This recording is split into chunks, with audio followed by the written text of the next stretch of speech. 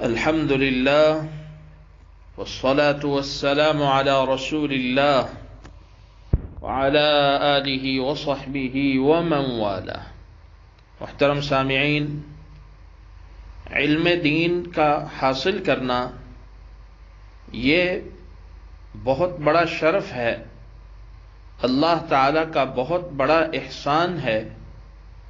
اللہ تعالی اپنے منتخب بندوں کو یہ توفیق عطا فرماتے ہیں۔ قرآن مجید میں اللہ رب العزت نے فرمایا، یرفع اللہ الذین آمنوا منکم والذین اوتوا العلم درجات۔ اللہ تعالی بلندیاں عطا فرمائیں گے تم میں سے ایمان والوں کو، اور پھر ایمان والوں میں سے جنہیں علم دیا گیا انہیں بہت سارے درجات عطا فرمائیں گے۔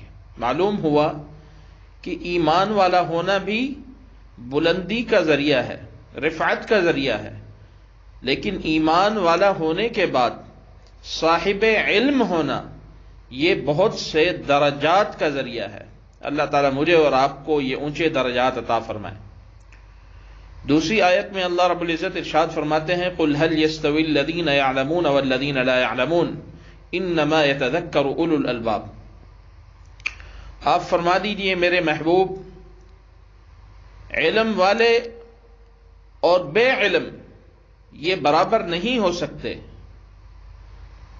اور البتہ عقل والے ہی نصیحت حاصل کرتے ہیں۔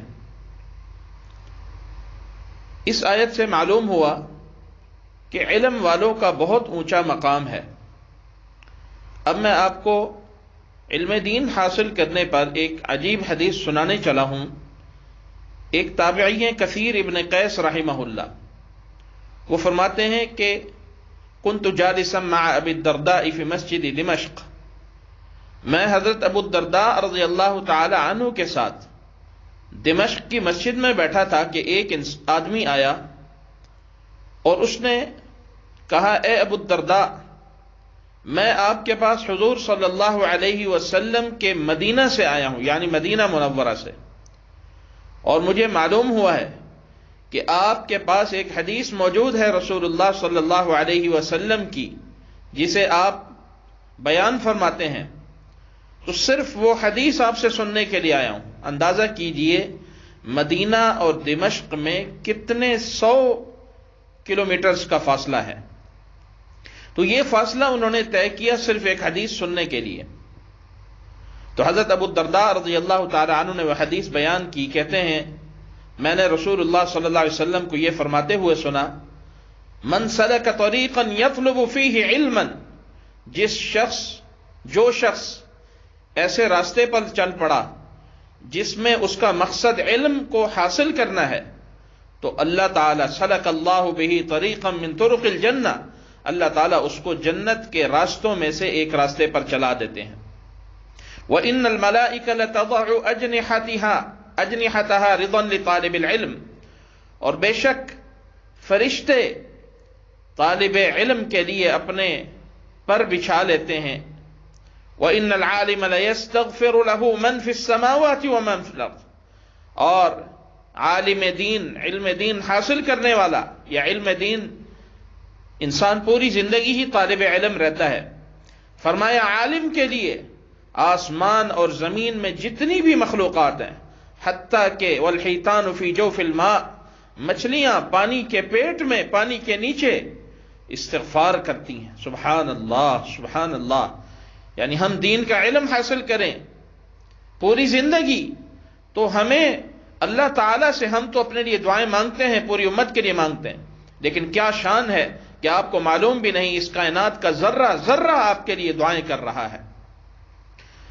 اور فرمایا وَإِنَّ فَضْلَ الْعَالِمِ عَلَى الْعَابِدِ، بے شک عالم کی فضیلت عابد پر ایسے ہے كَفَضْلِ الْقَمَرِ لَيْلَةَ الْبَدْرِ عَلَى سَائِرِ الْكَوَاكِبِ، جیسے چاند کی 14ویں کی رات کو فضیلت ہوتی ہے، جیسے چاند 14ویں کی رات کو چمک رہا ہوتا ہے اور اس کی فضیلت ہوتی ہے باقی سارے ستاروں پر، ایسے ہی عالم کی، علم دین حاصل کرنے والے کی فضیلت ہے باقی لوگوں پر۔ اور فرمایا وَإِنَّ الْعُلَمَاءَ وَرَثَةُ الْأَنْبِيَاءِ، بے شک علماء انبیاء کے وارث ہیں۔ وَإِنَّ الْأَنْبِيَاءَ لَمْ يُوَرِّثُوا دِينَارًا وَلَا دِرْهَمًا، انبیاء نے اپنی میراث میں دینار و درہم نہیں چھوڑے، بل ورثوا العلم، بلکہ انبیاء نے اپنی میراث میں علم چھوڑا۔ فَمَنْ أَخَذَهُ أَخَذَ بِحَظٍ وَافِرٍ، جس نے اس علم کو حاصل کر لیا تو اس نے بہت بڑا حصہ حاصل کر لیا، بہت بڑی نعمت حاصل کر لی۔ اللہ تعالیٰ مجھے اور آپ کو یہ نعمت حاصل کرنے کی توفیق عطا فرمائے۔ اور آپ کو بہت ہی تعجب ہوگا، حضرت عمر رضی اللہ تعالی عنہ کے بارے میں آتا ہے کہ انہوں نے سورۃ البقرہ 12 سال میں حاصل کی، یعنی سورۃ البقرہ کا علم انہوں نے 12 سال میں حاصل کیا۔ جب 12 سال کے بعد سورۃ البقرہ کا علم حاصل کر لیا تو اس کے اوپر خوشی کے طور پر آپ نے جانور ذبح فرمائے۔ 12 سال۔ حضرت عبداللہ ابن عمر، جو حضرت عمر رضی اللہ تعالی عنہ کے بیٹے، ان کے بارے میں موطا امام مالک میں روایت ہے کہ حضرت عبداللہ ابن عمر نے سورۃ البقرہ 8 سالوں میں سیکھی، لیکن اس روایت کی سند کمزور ہے۔ ایک اور روایت ہے جس کو ابن سعد نے طبقات الکبریٰ میں روایت کیا، اور وہ سند متصل ہے، صحیح سند ہے، کہ حضرت عبداللہ ابن عمر نے سورۃ البقرہ 4 سال میں سیکھی، یعنی سورۃ البقرہ کے علوم 4 سال میں سیکھے۔ اب اندازہ لگائیے، بڑے بڑے جتنے بھی صحابہ تھے، اکثر صحابہ کے بارے میں آپ کو یہ ملے گا کہ انہوں نے پورے قرآن مجید کو حفظ نہیں کیا، بلکہ کچھ سورتوں کے حافظ تھے، کچھ پاروں کے حافظ تھے۔ پورے قرآن مجید کے اکثر بڑے صحابہ میں آپ کو حفاظ نہیں ملیں گے۔ ہاں، کچھ صحابہ نے حفظ بھی کیا، جیسے حضرت عبداللہ ابن مسعود رضی اللہ تعالی عنہ، حضرت ابی ابن کعب رضی اللہ تعالی عنہ، حضرت ابو موسیٰ الاشعری رضی اللہ تعالی عنہ۔ قرآن مجید حفظ کرنے کے اپنے فضائل، لیکن قرآن مجید کو سیکھنا، قرآن مجید کا علم سیکھنا، اس کے اندر حلال و حرام کو سیکھنا، امر اور نہی کو سیکھنا، اللہ تعالیٰ نے کس چیز سے منع فرمایا، کس چیز کا حکم فرمایا، ان احکام کو سیکھنے کی بڑی فضیلت ہے۔ اب یہاں محدثین نے ان روایات کو دیکھ کر اس پر کافی کلام فرمایا ہے کہ کیا حضرت عبداللہ ابن عمر، حضرت عمر، انہوں نے جو 12 سال میں یا 8 سال میں یا 4 سالوں میں سورۃ البقرہ کی تعلیم حاصل کی، کیا یہ صرف حفظ تھا ان صورتوں کا یا پورا علم تھا ان صورتوں کا؟ تو بظاہر یہی بات سمجھ آتی ہے کہ علم سیکھنے میں اتنا وقت لگا، ورنہ حفظ میں تو اتنا وقت نہ لگتا۔ جبکہ صحابہ کرام کے بارے میں آتا ہے کہ ان کو تو اللہ تعالیٰ نے اتنے حافظے اور اتنی ذہانت عطا فرمائی تھی کہ وہ جب کسی چیز کو ایک دفعہ دیکھ لیتے تھے یا ایک دفعہ پڑھ لیتے تھے تو ان کے حافظوں سے وہ چیز پھر مٹ نہ پاتی تھی، اتنے مضبوط حافظے تھے۔ سبحان اللہ۔ تو معلوم یہی ہوتا ہے کہ ان حضرات نے اس کے علم سیکھنے میں اتنا وقت لگایا۔ سبحان اللہ۔ اس سے معلوم ہوا کہ جیسے وہ فارسی کا ایک شعر مشہور ہے، ایک مقولہ مشہور ہے، کہتے ہیں یک من علم را 10 من عمل باید، ایک من علم کے لیے 10 من عمل کی ضرورت ہے۔ اور حضرات صحابہ کرام رضوان اللہ تعالی علیہم اجمعین کے بارے میں آتا ہے کہ وہ علم اور عمل کو اکٹھے سیکھتے تھے، یعنی علم ان کا عمل سے آگے نہیں بڑھتا تھا اور عمل ان کا علم سے آگے نہیں بڑھتا تھا۔ جو علم آتا تھا اس پر عمل فرماتے تھے اور عمل اس پر فرماتے تھے جو صحیح علم ان کے پاس ہوتا تھا۔ حضرت عبداللہ ابن مسعود رضی اللہ تعالی عنہ سے روایت ہے، فرماتے ہیں انا صعب علینا حفظ الفاظ القرآن وسہل علینا العمل بہ، ہم وہ لوگ ہیں جن پر قرآن مجید کو یاد کرنا مشکل ہے اور اس پر عمل کرنا آسان ہے۔ وَإِنَّ مِن بَعْدِنَا، اور ہمارے بعد بے شک وہ لوگ آئیں گے یسہل علیہم حفظ القرآن، کہ جن پر قرآن کا حفظ تو آسان ہوگا، وَيَصْعُبُ عَلَيْهِمُ الْعَمَلُ بِهِ، لیکن قرآن مجید پر عمل کرنا ان کے لیے مشکل ہوگا۔ سبحان اللہ۔ صحابی تابعی کبیر، بڑے تابعی ہیں ابو عبد الرحمن السلمی، وہ بیان کرتے ہیں، کہتے ہیں کہ ہم نے قرآن مجید کو ان لوگوں سے پڑھا، ہم نے قرآن مجید ان حضرات سے پڑھا یعنی صحابہ کرام سے، کہ کانوا لا يتجاوزون 10 آیات حتی یعلموا ویعرفوا ما فیہا من علم وعمل، یہاں تک کہ وہ جان لیتے اور انہیں یہ معرفت حاصل ہو جاتی کہ اللہ تعالیٰ نے اس میں کیا علم رکھا ہے اور کیا عمل رکھا ہے، اس علم کو حاصل کرتے، اس عمل کو حاصل کرتے اور عمل کرتے، اس کے بعد آگے پڑھتے تھے اور آگے سیکھا کرتے تھے۔ سبحان اللہ۔